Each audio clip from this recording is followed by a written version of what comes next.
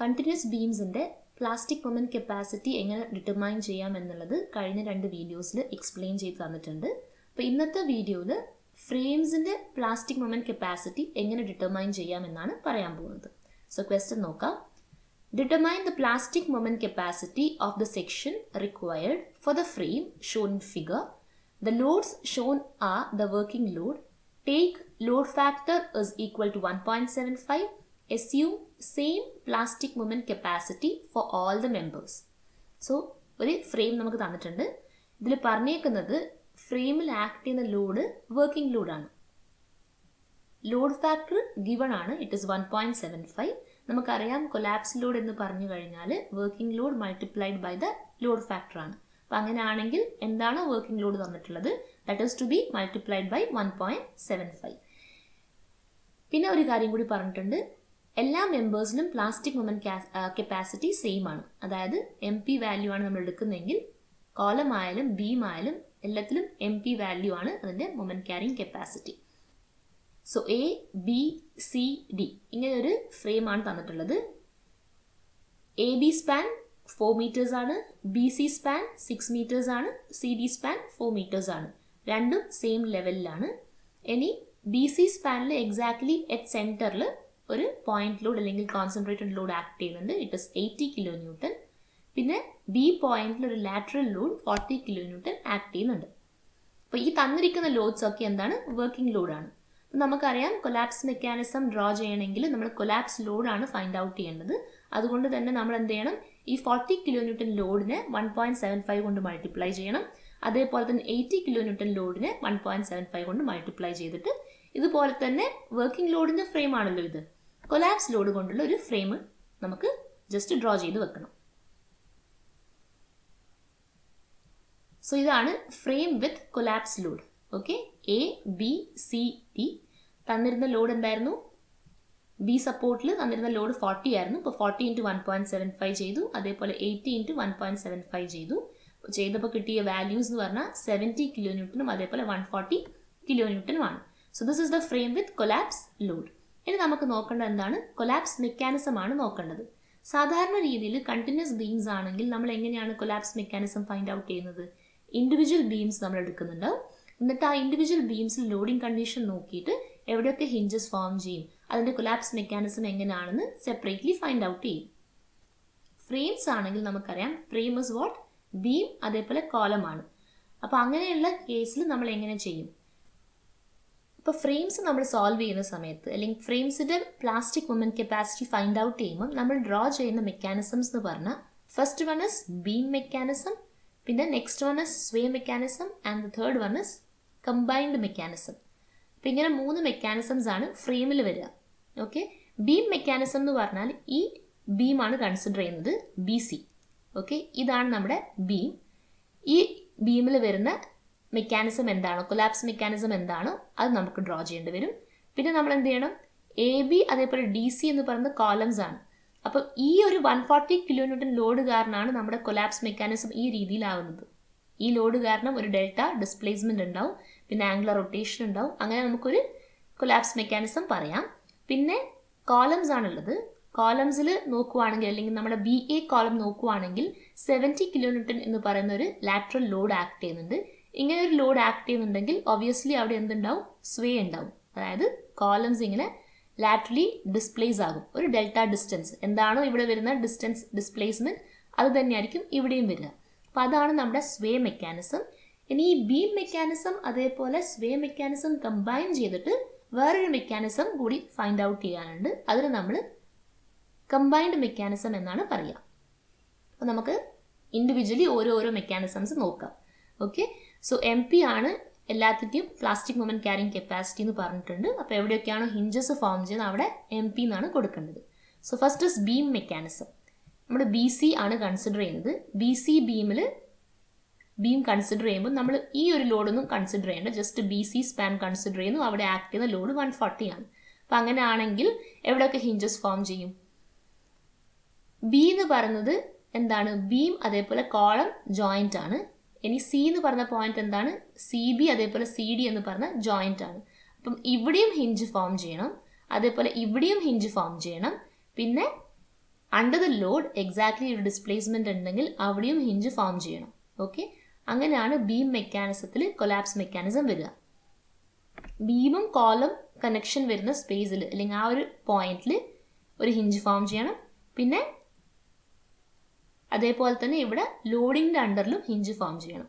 So എവിടെയൊക്കെയാണോ hinge form ചെയ്യുന്നത് അവിടെ M P എന്ന് എഴുതുക. പിന്നെ ഇതാണ് നമ്മുടെ ആക്ച്വൽ ബീമിൻ്റെ ലൈൻ. ആക്ച്വൽ ബീമിൻ്റെ ലൈൻ ഇതാണ്. ഇനി ഈ ബീമിൽ എന്ത് സംഭവിക്കുന്നുണ്ട്? ഡിസ്പ്ലേസ്മെന്റ് Δ1 നമ്മൾ എടുക്കുകയാണെങ്കിൽ with the straight line it is making N angle. ആ ആംഗിളിനെ നമ്മൾ തീറ്റ എന്ന് പറഞ്ഞാണ് മാർക്ക് ചെയ്യുന്നത്. ഇത് തീറ്റ ആണെങ്കിൽ ഇതും തീറ്റ ആയിരിക്കും. റീസൺ എന്താണ്? എക്സാക്ട്ലി സെൻറ്ററിലാണ് ഈ 140 kN ലോഡ് ആക്ട് ചെയ്യുന്നത്. സിമെട്രിക്കൽ ആയതുകൊണ്ട് നമ്മളവിടെ തീറ്റ എന്ന വാല്യൂസ് ആണ് എടുക്കുന്നത്. ഇനി ഇത് തീറ്റയാണെങ്കിൽ ഇവിടെയും തീറ്റയായിരിക്കും, ഇത് തീറ്റയാണെങ്കിൽ ഇവിടെയും തീറ്റയായിരിക്കും. സോ നമ്മൾ എന്ത് ചെയ്യണം? ബീം മെക്കാനിസം ചെയ്യുമ്പോൾ ഇക്വേറ്റ് ചെയ്യണം ഇന്റേണൽ വർക്ക് ഡണ്ണിനും അതേപോലെ എക്സ്റ്റേണൽ വർക്ക് ഡണ്ണിനും. ഇന്റേണൽ വർക്ക് ഡൺ എന്ന് പറഞ്ഞാൽ എന്താണ്? ഇവിടെ വരുന്ന ഇന്റേണൽ ഫോഴ്സ്, അതായത് plastic moment capacity multiplied by the displacement, അതായത് angular displacement. So it is M P into theta. Coming to this point it is M P into theta plus theta. പിന്നെ coming to this point it is M P into theta. അപ്പം നമ്മൾ equation എങ്ങനെ എഴുതുക? M P theta plus M P theta plus theta plus M P theta. ഇതാണ് internal work done for this collapse mechanism. ഇനി നമ്മുടെ external work done ആണ് വേണ്ടത്. External work done എന്ന് പറഞ്ഞാൽ എന്താ? Collapse load multiplied by the linear displacement. ഇവിടെ collapse load എന്താണ്? 140 ആണ്. So 140 into Δ1. ഇവിടെ Δ1 എന്നാണ് എടുത്തേക്കുന്നത്. സോ ഇവിടെ വരുന്ന എക്സ്റ്റേണൽ ലോഡ് ഇതാണ് 140 ഇൻറ്റു Δ1 ആയിട്ട് ഇക്വേറ്റ് ചെയ്യാം. സോ ഇത് നമുക്ക് സോൾവ് ചെയ്യാം. ഇനിയിപ്പം നമുക്ക് Δ1നെ ഏത് ടേംസിൽ എക്സ്പ്രസ് ചെയ്യണം?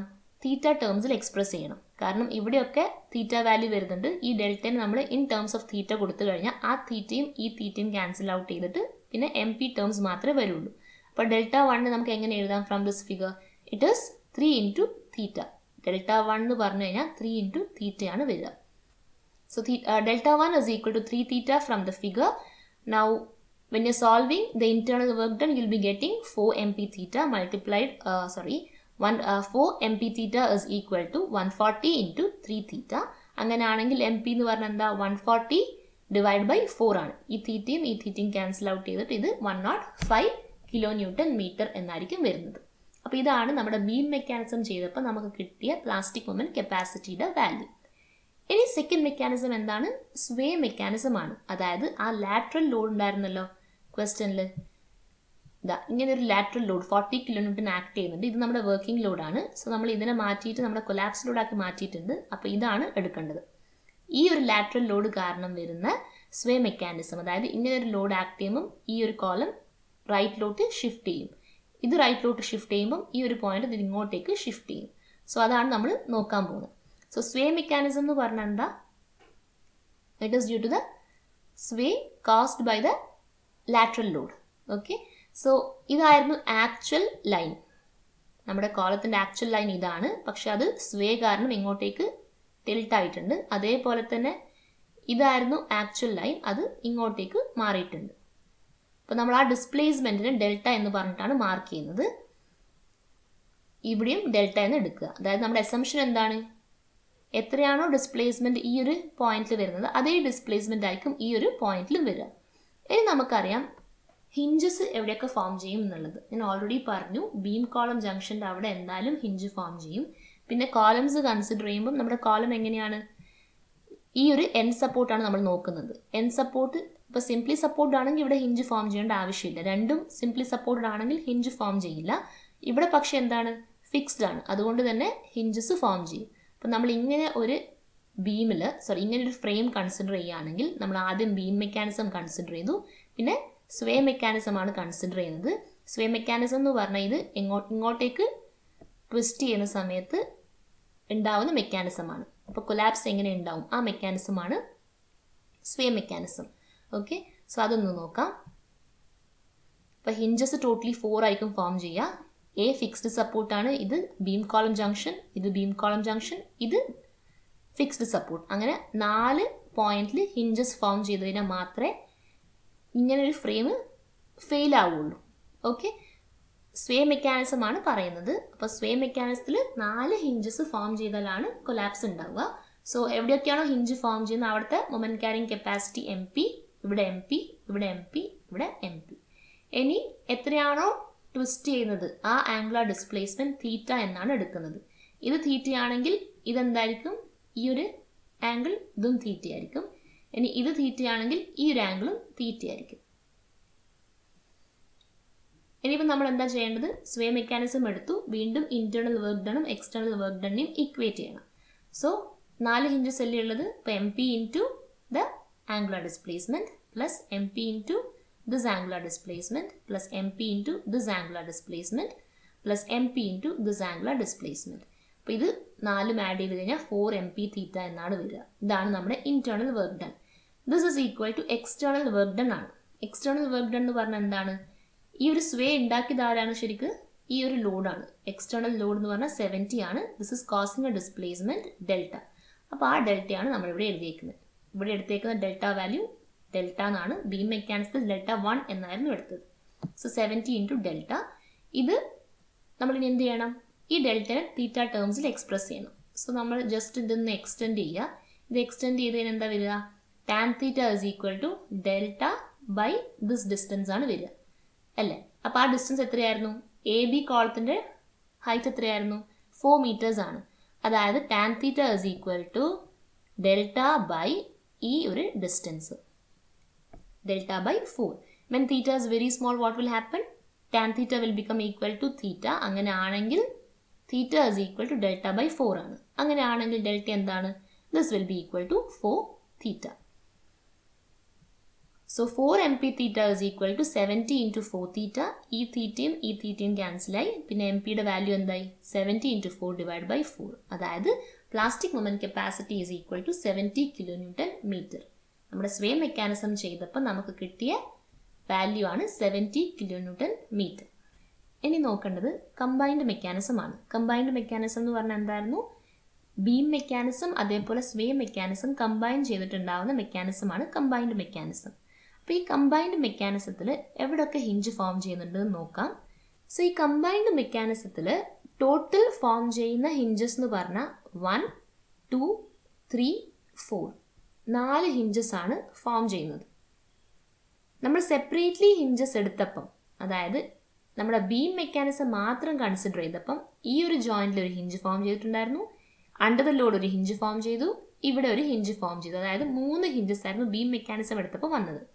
ഇനി സ്വേ മെക്കാനിസം ആയിരുന്നപ്പോഴോ ഇവിടെ ഒരു ഹിഞ്ച്, ഇവിടെ ഒരു ഹിഞ്ച്, പിന്നെ ഇവിടെയും ഒരു ഹിഞ്ച്, ഇവിടെയും ഒരു ഹിഞ്ച്. പക്ഷെ ഇങ്ങനെ നമ്മൾ കമ്പൈൻഡ് മെക്കാനിസം ചെയ്തപ്പം അല്ലെങ്കിൽ കമ്പൈൻഡ് മെക്കാനിസം ചെയ്യുമ്പം ഇവിടെയുള്ള ഒരു ഹിഞ്ച് ഫോം ചെയ്യുന്നില്ല. അതെന്തുകൊണ്ടാണെന്ന് പറഞ്ഞുതരാം. ഇവിടെയുള്ള ഹിഞ്ച് എന്തുകൊണ്ടാണ് ഫോം ചെയ്യുന്നത്, ഇവിടെ ഒരു ആംഗുലർ ഡിസ്പ്ലേസ്മെന്റ് ഉണ്ടാവുന്നുണ്ട്. ആക്ച്വൽ പൊസിഷൻ ഫ്രെയിമിന്റെ അല്ലെങ്കിൽ കോളത്തിന്റെ പൊസിഷൻ ഇങ്ങനെയാണ്, അതിങ്ങനെ ടിൽറ്റ് ആവുന്നുണ്ട്. അപ്പോൾ അതുകൊണ്ട് ഇവിടെ ഒരു ആംഗുലർ ഡിസ്പ്ലേസ്മെന്റ് ഉണ്ടാവുന്നുണ്ട്. ഇനി ലാർജ് റൊട്ടേഷൻസ് ഉണ്ടാകുമ്പോഴാണ് ഹിഞ്ചസ് ഫോം ചെയ്യുന്നത്. ഓക്കെ, ആ സെക്ഷൻ കംപ്ലീറ്റ്ലി ഈൽഡ് ആകുമ്പോഴാണ് ഹിഞ്ച് ഫോം ചെയ്യുന്നത്. സോ ഇവിടെ ഒരു ഹിഞ്ച് ഫോം ചെയ്തു. അതേപോലെ ഇവിടെ ഫിക്സ്ഡ് സപ്പോർട്ടാണ്. ഇതാണ് ആക്ച്വൽ കോളത്തിൻ്റെ പ്ലേസ് അല്ലെങ്കിൽ പൊസിഷൻ. അത് ഇങ്ങോട്ടേക്ക് ടിൽറ്റ് ചെയ്തു. അതുകൊണ്ട് ഇവിടെയും ഒരു ലാർജ് ഈൽഡിങ് നടന്നു. അതുകൊണ്ട് ഇവിടെയും ഒരു ഹിഞ്ച് ഫോം ചെയ്യും. ഇനിയിപ്പം നമ്മൾ ഈ ഒരു ബീം ആണ് കൺസിഡർ ചെയ്യുന്നതെങ്കിൽ എക്സാക്ട്ലി അണ്ടർ ദ ലോഡ് ഒരു ഹിഞ്ച് ഫോം ചെയ്യും. ഇനിയിപ്പോൾ നമുക്ക് ഡൗട്ട് എന്താണ്, ഇവിടെയും ഫോം ചെയ്യണം ഇവിടെയും ഫോം ചെയ്യണ്ടേ എന്നുള്ളതാണ്. ആക്ച്വൽ പൊസിഷൻ ഓഫ് കോളം ഇതായിരുന്നു. ആ കോളം റൈറ്റിലോട്ട് ഇങ്ങനെ ട്വിസ്റ്റ് ആയിട്ടുണ്ട്. ഈ ആംഗിൾ ഓഫ് റൊട്ടേഷൻ നമ്മൾ തീറ്റയാണ് എടുക്കുന്നതെങ്കിൽ ബീമിൻ്റെ പൊസിഷൻ ആക്ച്വൽ ലൈനിൽ നിന്നും അത് ഇങ്ങോട്ടേക്ക് ടിൽറ്റ് ചെയ്തിട്ടുണ്ട്. ഈ ആംഗിളും തീറ്റയായിരിക്കും. എത്ര എമൗണ്ട് ഓഫ് റൊട്ടേഷനാണ് കോളമിൽ വന്നേക്കുന്നത് അത്ര എമൗണ്ട് ഓഫ് റൊട്ടേഷനാണ് ബീമിലും വരുന്നത്. അതുകൊണ്ട് തന്നെ ഈ ഒരു പോർഷൻ, അതായത് നമ്മൾ ബീമും അതേപോലെ കോളം ജംഗ്ഷൻ ഈ ഒരു പോർഷനിൽ എടുക്കുകയാണെങ്കിൽ ബി ജംഗ്ഷനിൽ എടുക്കുകയാണെങ്കിൽ ആംഗിൾ എന്ന് പറഞ്ഞാൽ എന്തായിരിക്കും, 90 ഡിഗ്രി തന്നെയായിരിക്കും. ബീമും കോളം തമ്മിലുള്ള ആംഗിൾ 90 ഡിഗ്രി തന്നെയായിരിക്കും. അതുകൊണ്ട് തന്നെ ഈ സെക്ഷൻ ഈൽഡ് ആവുന്നില്ല, ഇവിടെ പ്ലാസ്റ്റിക് ഹിഞ്ച് ഫോം ചെയ്യുന്നുമില്ല. ഇനി കമ്മിങ് ടു ദിസ് റീജിയൻ, ഇവിടെ എന്തുകൊണ്ട് ഹിഞ്ച് ഫോം ചെയ്തു? ഇതാണ് നമ്മുടെ ബീമിൻ്റെ ആക്ച്വൽ ലൈൻ. ഈ ആക്ച്വൽ ലൈനിലുള്ള beam anticlockwise rotate ചെയ്തു. അതായത് ഇവിടെ ഒരു തീറ്റ ആംഗിൾ റൊട്ടേറ്റ് ചെയ്തു. ഓക്കെ, ഇനി നമ്മൾ ആക്ച്വൽ കോളമിൻ്റെ പൊസിഷൻ ഇതാണ്, അത് ഇങ്ങോട്ടേക്ക് ട്വിസ്റ്റ് ചെയ്തു, ഈ ഒരു ഡയറക്ഷനിലേക്ക് ബെൻഡ് ചെയ്തു. ഓക്കെ, നമ്മൾ ഇനി ഈ ബീമും അതേപോലെ കോളം നോക്കുവാണെങ്കിൽ അവിടെ ആ ട്വിസ്റ്റിങ്ങിൻ്റെ എഫക്റ്റ് വന്നിട്ടുണ്ട്. അതായത് ഇവിടെ സെക്ഷൻ കംപ്ലീറ്റ്ലി ഈൽഡായി, ഈ സെക്ഷൻ ഈൽഡ് ആയതുകൊണ്ട് തന്നെ അവിടെ ഹിഞ്ച് ഫോം ചെയ്തേ പറ്റുള്ളൂ.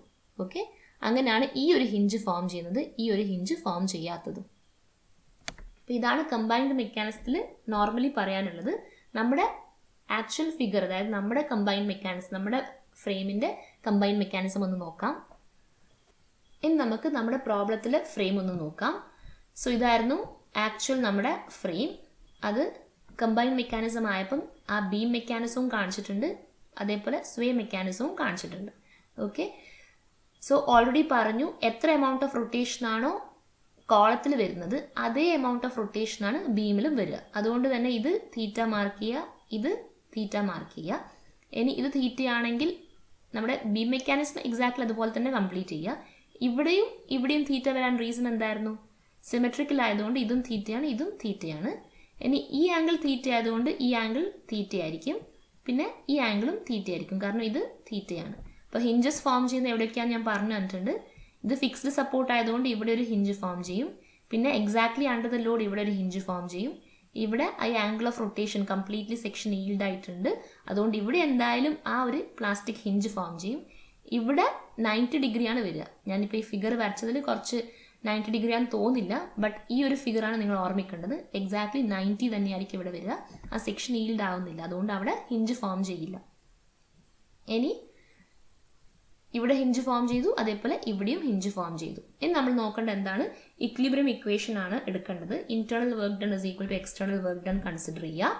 അപ്പം ഏതൊക്കെ കൺസിഡർ ചെയ്യണം? ഇവിടെ ഹിഞ്ച് ഫോം ചെയ്തല്ലോ, ഇവിടുത്തെ ഫോഴ്സ്, അതായത് എം പി ഇൻറ്റു തീറ്റ, പിന്നെ ഇവിടുത്തെ M P into theta plus theta, പിന്നെ ഇവിടുത്തെ plastic moment M P into theta plus theta plus M P into തീറ്റ. അതായത് ഇന്റേണൽ വർക്ക് ഡൺ ആണ് കൺസിഡർ ചെയ്യുന്നത്.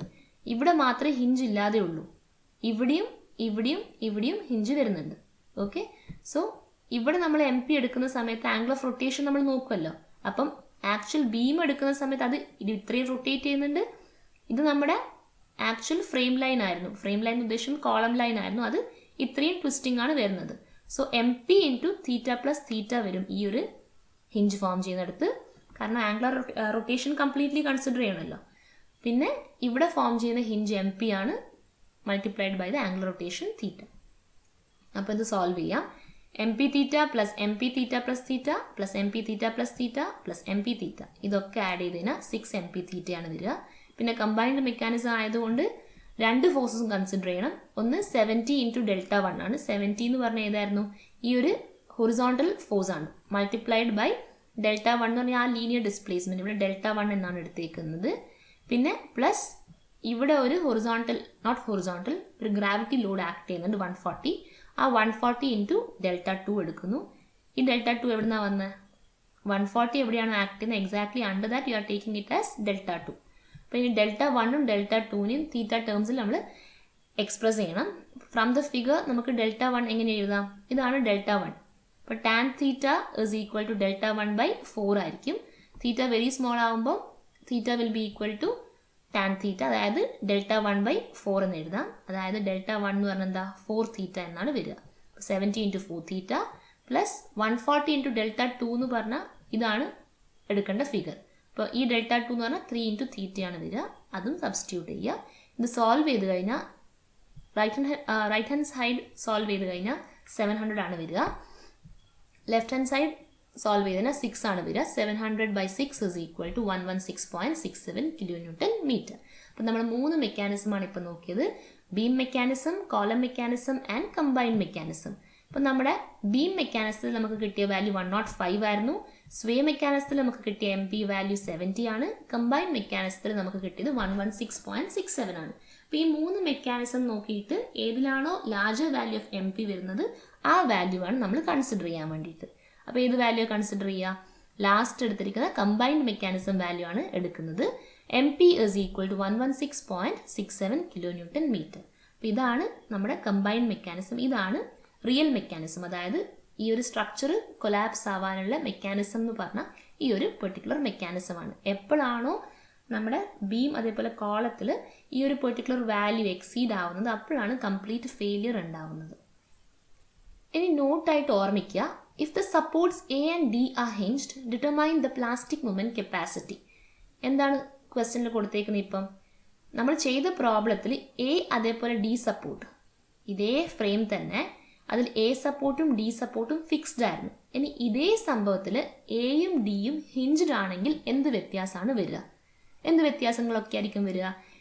നമ്മുടെ ബീം മെക്കാനിസത്തിൽ ഒരു വ്യത്യാസം വരില്ല. കാരണം എന്താ? ബീം മെക്കാനിസത്തിൽ നമ്മൾ ഈ ഒരു പോർഷനാണ് കൺസിഡർ ചെയ്യുന്നത്. ഓക്കെ, ആ ഒരു പോർഷൻ എൻറ്റയർലി അത് തന്നെയായിരിക്കും. കാരണം ഇവിടെ കണക്ഷൻ വരുന്നുണ്ട്, ഇവിടെ കണക്ഷൻ വരുന്നുണ്ട്. അതുകൊണ്ട് അവിടെയും ഹിഞ്ച് ഫോം ചെയ്യും. പിന്നെ exactly under the load MP form ചെയ്യും, അതായത് ഹിഞ്ച് ഫോം ചെയ്യും. അപ്പം ബീം മെക്കാനിസത്തിൽ വ്യത്യാസം ഒന്നും വരില്ല.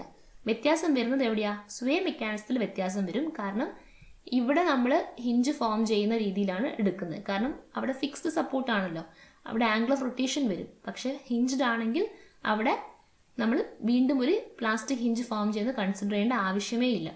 So if supports A and D are hinged, plastic moment capacity എന്ന് പറഞ്ഞാൽ ആദ്യം ബീം മെക്കാനിസം കൺസിഡർ ചെയ്യുന്നു. MP വാല്യൂ എന്താണ്? വ്യത്യാസമൊന്നുമില്ല, 105 kN തന്നെയാണ്. ഇനി സ്വേ മെക്കാനിസം ആണെങ്കിൽ ഓർമ്മിക്കുക, എ അതേപോലെ ഡിയിൽ ഹിഞ്ചസ് വീണ്ടും ഫോം ചെയ്യേണ്ട ആവശ്യമില്ല. ഓൾറെഡി അത് ഹിഞ്ചസ് ആണല്ലോ, അവിടെ ഹിഞ്ച് ഉള്ളതുകൊണ്ട് പിന്നെ അവിടെ ഹിഞ്ചസ് ഫോം ചെയ്യില്ല. പിന്നെ നമ്മൾ എന്ത് ചെയ്യണം? അപ്പം വേരിയേഷൻ വരും. കാരണം നമ്മൾ ചെയ്തതിൽ എന്തായിരുന്നു? സ്വേ മെക്കാനിസം ഉണ്ട്, അതായത് ഇവിടെയും ഒരു പ്ലാസ്റ്റിക് ഹിഞ്ച് ഫോം ചെയ്യുന്നുണ്ട്, ഇവിടെയും പ്ലാസ്റ്റിക് ഹിഞ്ച് ഫോം ചെയ്യുന്നുണ്ട്. ബാക്കിയൊക്കെ സെയിം ആയിരിക്കും. ഈ രണ്ട് ഹിഞ്ചസ് ഹിഞ്ച്ഡ് കേസ് ആണെങ്കിൽ, എയും അതേപോലെ ഡിയും ഹിഞ്ച്ഡ് ആണെങ്കിൽ ഇവിടെ ഇങ്ങനെ രണ്ട് ഹിഞ്ചസ് ഫോം ചെയ്യില്ല. ബാക്കിയെല്ലാം സെയിം തന്നെ ആയിരിക്കും, ഈ ഒരു ഫിഗർ തന്നെ. But here also and here also no hinges will be formed. അപ്പോൾ എന്താ വരിക? സ്വേ മെക്കാനിസം കൺസിഡർ ചെയ്യുമ്പം ഇന്റേണൽ വർക്ക് ഡണ്ണും എക്സ്റ്റേണൽ വർക്ക് ഡണ്ണും ഇക്വേറ്റ് ചെയ്യണം. അപ്പം MP into theta plus MP into theta ഇങ്ങനെയാണ് വരിക, which is equal to external work done multiplied by the linear displacement. അതായത് ഇവിടെ ആക്ട് ചെയ്യുന്ന 70 ഇൻറ്റു എന്താണ് വരിക? ആ ഡെൽറ്റ വാല്യൂ ആണ് വരേണ്ടത്. അപ്പോൾ from the figure what will be delta value ഒന്ന് നോക്കാം. ഇതാണല്ലോ നമ്മുടെ ഫിഗർ അല്ലേ? അപ്പം ഡെൽറ്റ വാല്യൂ എന്ന് പറഞ്ഞാൽ ഇതാണ് ഡെൽറ്റ വാല്യൂ. ഡെൽറ്റ എന്ന് പറഞ്ഞാൽ എന്തായിരുന്നു? കംപ്ലീറ്റ് ലെങ്ത് 4 ആണെങ്കിൽ ഡെൽറ്റ എന്ന് പറഞ്ഞാൽ 4 തീറ്റ ആയിരുന്നു. നമ്മൾ ഓൾറെഡി കണ്ടുപിടിച്ചിട്ടുണ്ട്, delta is equal to 4 theta. അത് തന്നെയാണ് ഇവിടെയും വരിക.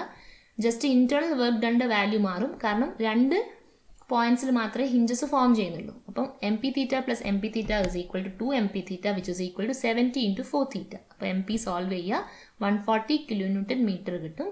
This can be taken as equation 2. ഇനി നമുക്ക് കമ്പൈൻഡ് മെക്കാനിസം ആണ് വേണ്ടത്. അപ്പോൾ കമ്പൈൻഡ് മെക്കാനിസത്തിൽ എന്താ വ്യത്യാസം വരിക? ഓൾറെഡി പറഞ്ഞ പോലെ തന്നെ ഇവിടെ ഹിഞ്ചസ് ഫോം ചെയ്തില്ല. ഈ ഒരു പോർഷനില്ലേ, ഇവിടെ ഹിഞ്ചസ് ഫോം ചെയ്തില്ല. പിന്നെ ബീം മെക്കാനിസം അതേപോലെ തന്നെ ഉണ്ടാവും. അപ്പോൾ നമ്മൾ എന്ത് ചെയ്യണം?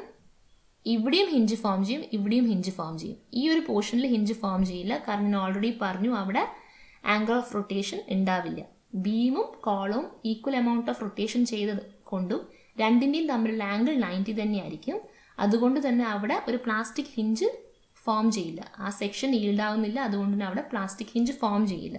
അപ്പം ഇവിടുത്തെ MP multiplied by theta plus theta, പിന്നെ ഇവിടെ ഒരു MP ഉണ്ടല്ലോ, അത് multiplied by theta plus theta.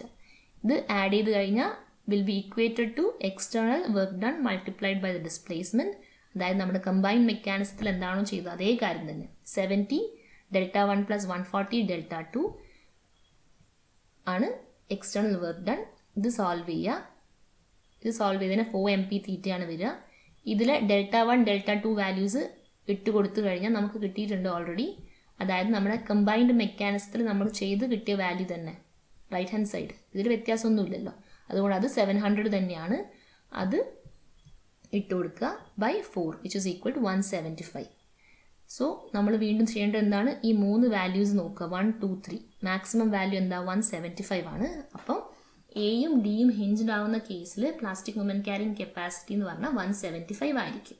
Okay, അപ്പം ഓരോ ബീമും ഓരോ കോളവും സെപ്പറേറ്റ്ലി എടുത്തിട്ട് ടൈം എടുത്തിട്ട് സോൾവ് ചെയ്യുക. ഇപ്പം നിങ്ങൾക്ക് ഫിക്സ്ഡ് സപ്പോർട്ട് വരുന്ന കേസ് കൃത്യമായി മനസ്സിലാക്കി കഴിഞ്ഞാൽ ഹിഞ്ച്ഡ് കേസും കൃത്യമായിട്ട് മനസ്സിലാവും. ജസ്റ്റ് ഓർമ്മിച്ചാൽ മതി, ബീം മെക്കാനിസത്തിൽ വ്യത്യാസങ്ങളൊന്നുമില്ല. ജസ്റ്റ് ആ വരുന്ന എക്സ്റ്റേണൽ അല്ലെങ്കിൽ ഗ്രാവിറ്റി ലോഡ് കൺസിഡർ ചെയ്യുക. സ്വേ മെക്കാനിസം ആണ് വരുന്നതെങ്കിൽ ആ ടിൽറ്റിംഗ് എത്രയാണോ കൊടുക്കുന്നത് കോളത്തിൽ അത്ര ടിൽറ്റിംഗ് തന്നെ ഇവിടെ ബീമിൽ വരണം. പിന്നെ കമ്പൈൻഡ് മെക്കാനിസം ആവുന്ന സമയത്ത് ഒരു ഹിഞ്ച് ഫോം ചെയ്യുന്നത് കുറയും. കാരണം ബീം കോളം തമ്മിലുള്ള ആംഗിൾ 90 ഡിഗ്രി തന്നെയായിരിക്കും ആ ഒരു കേസിൽ. അപ്പം അത്രയും കാര്യങ്ങൾ നോക്കുക, എവിടെയൊക്കെയാണ് ഹിഞ്ച് ഫോം ചെയ്യേണ്ടതെന്ന് മനസ്സിലാക്കി വെക്കുക. അതിനുശേഷം ഇക്വേറ്റ് ചെയ്യുക. ഏതിലാണോ മാക്സിമം എമൗണ്ട് ഓഫ് MP കിട്ടുന്നത് അതായിരിക്കും അവിടുത്തെ മൊമെൻറ്റ് ക്യാരിങ് കപ്പാസിറ്റി. സോ ഹിഞ്ചിൻ്റെ കേസിൽ നമുക്ക് കിട്ടുന്ന MP വാല്യൂ 175 kN/m ആണ്.